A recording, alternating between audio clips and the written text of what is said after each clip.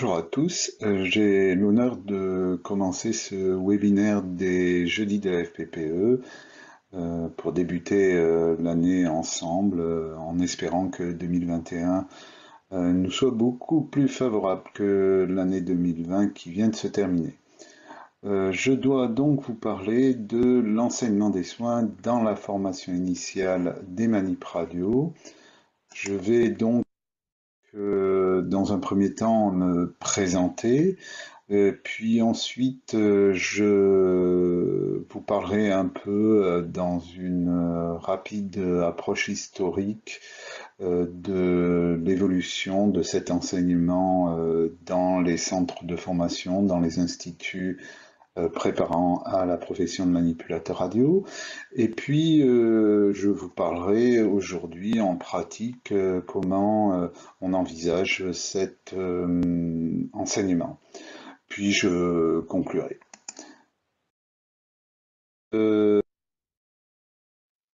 Alors, pour ceux qui ne me connaissent pas, je suis infirmier diplômé d'État.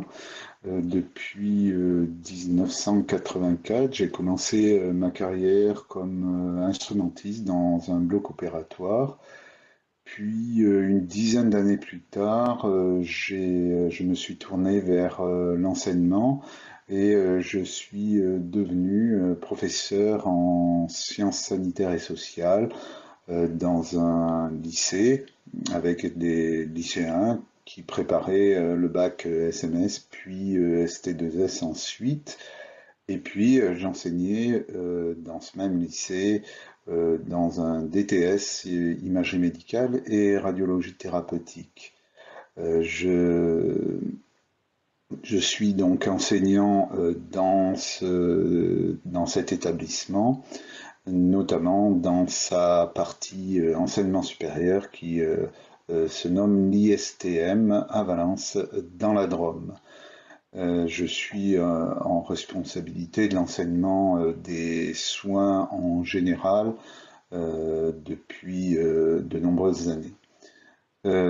Par ailleurs, j'ai des engagements dans les associations nationales de la profession de manip, notamment la FPPE, dans laquelle je suis élu depuis 2016 au bureau national, en charge des relations entre les professions paramédicales. Et puis, je suis aussi trésorier du comité d'harmonisation des centres de formation de manipulateurs en électroradiologie médicale. Voilà pour ma biographie. Je passe maintenant à ce qui nous intéresse aujourd'hui, l'enseignement des soins dans la formation initiale des manipulateurs d'électroradiologie médicale. Vous le savez vraisemblablement, mais depuis, et même un petit peu auparavant, les années 90, il existe deux filières qui préparent à ce métier. Une filière diplôme d'État qui est gérée par le ministère de la Santé et dont les instituts sont rattachés à des centres hospitaliers, le plus souvent des CHU. Et puis une filière qui est gérée par l'éducation nationale et qui, dans un DTS d'imagerie médicale et de radiologie thérapeutique, prépare aussi au métier de manipulateur d'électroradiologie médicale.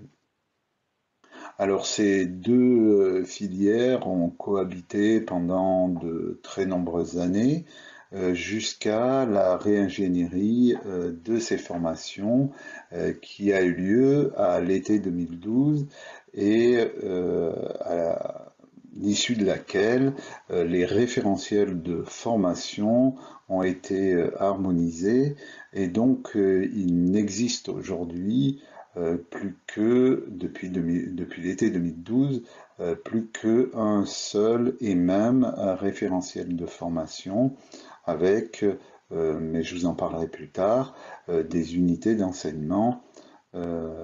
Et puis, il faut savoir aussi que ce référentiel de formation à l'été 2020, donc très récemment, a été toiletté, notamment pour mettre à la bonne place et dans les bons semestres certaines unités d'enseignement qui paraissaient soit trop précoces, soit trop tardives dans la formation.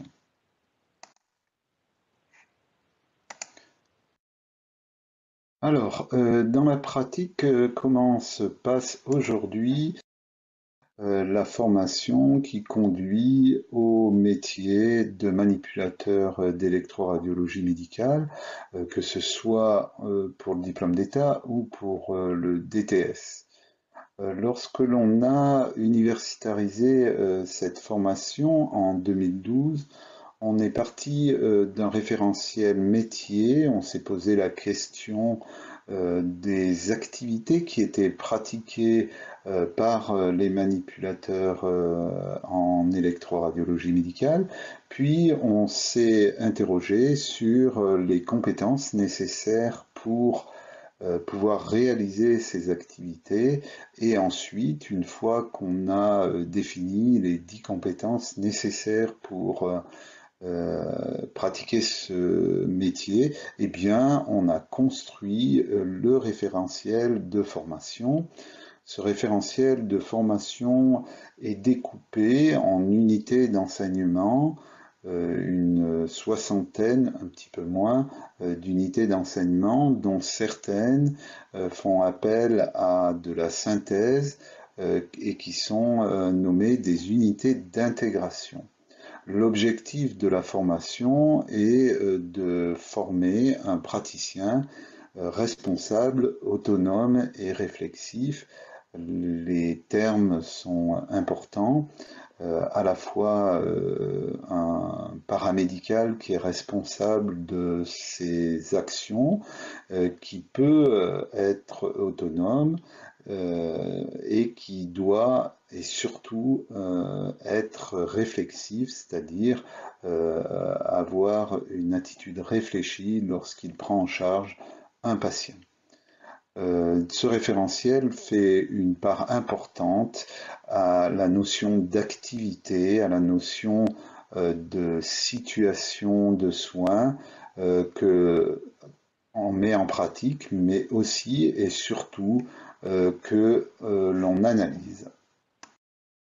Alors, pour information pour un certain nombre d'entre vous, et puis pour un petit rappel pour les plus jeunes sortis après la réingénierie de cette formation, je vous ai mis cette diapositive sur les 10 compétences pour pouvoir exercer la profession de manipulateur radio.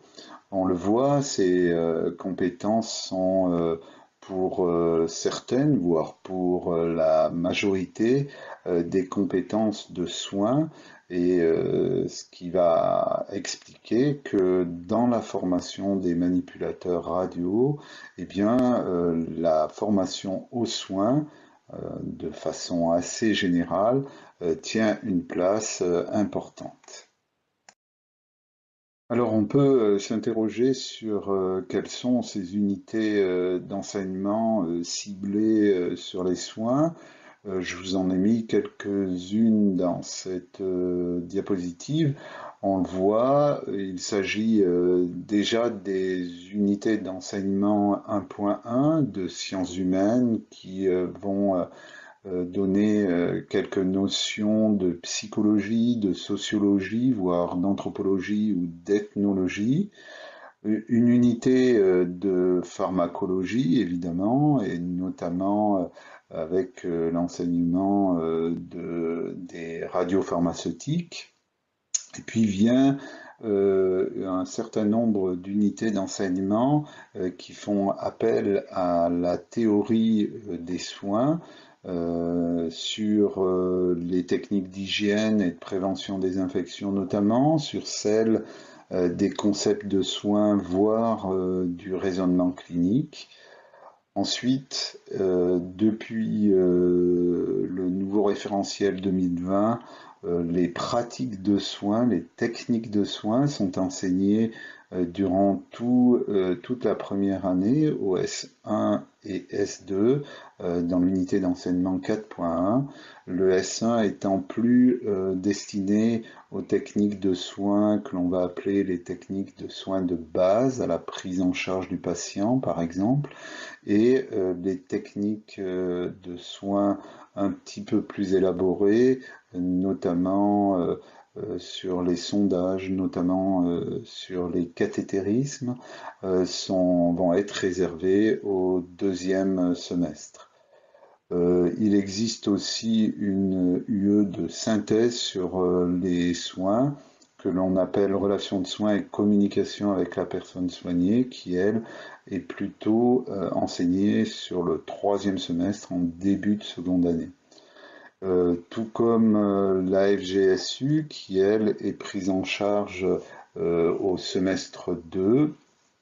Je vous ai volontairement mis aussi, parce que bien, pour moi, toutes les explorations, et ce, quelles que soient les modalités au niveau des techniques d'imagerie, sont aussi des techniques de soins.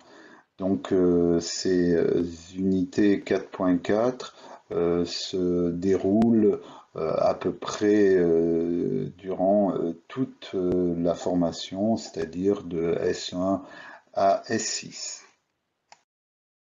Quelles sont les modalités d'apprentissage de ces soins dans cette formation? Eh bien, comme toutes les autres UE, il existe trois paliers d'apprentissage. Le premier, c'est comprendre là où l'étudiant va acquérir des savoirs, des savoir-faire qui vont être nécessaires à la compréhension des situations qu'il va étudier. Dans un deuxième temps, l'étudiant va mobiliser des savoirs, acquérir la capacité d'agir et d'évaluer son action. C'est le deuxième palier qui s'appelle agir. Et puis le troisième et le dernier palier, c'est le palier transféré. L'étudiant va alors être capable de conceptualiser, d'acquérir cette capacité de transposer ses acquis dans des situations nouvelles. Les enseignements de soins sont à la fois réalisés en cours magistral, puis en travaux dirigés avec des groupes moins importants. Et puis, il y a une notion importante dans cet apprentissage qui est le travail personnel, que ce soit dans un temps personnel ou dans un temps personnel guidé par des enseignants ressources sur ces apprentissages. En institut, évidemment, ces soins font appel à de la pratique en quantité relativement conséquente. Ces soins sont évidemment très souvent des soins qui sont dans l'apprentissage mis sous forme de simulation, voire d'autres modalités d'apprentissage. En tout cas, les soins sont évidemment aussi beaucoup mis en pratique lors des stages que les étudiants font. Et ces stages ont une durée de minimum 3 semaines dans le référentiel de formation, mais quelquefois beaucoup plus en fonction du projet pédagogique de l'Institut.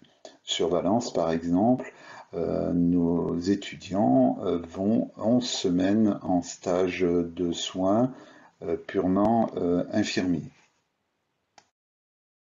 Pour conclure, j'ai voulu faire un rapide clin d'œil sur les deux métiers qui me sont chers, Et je vous ai mis sur cette diapositive de conclusion les compétences des infirmiers sur la première colonne et puis les compétences des manipulateurs d'électroradiologie médicale sur la seconde colonne.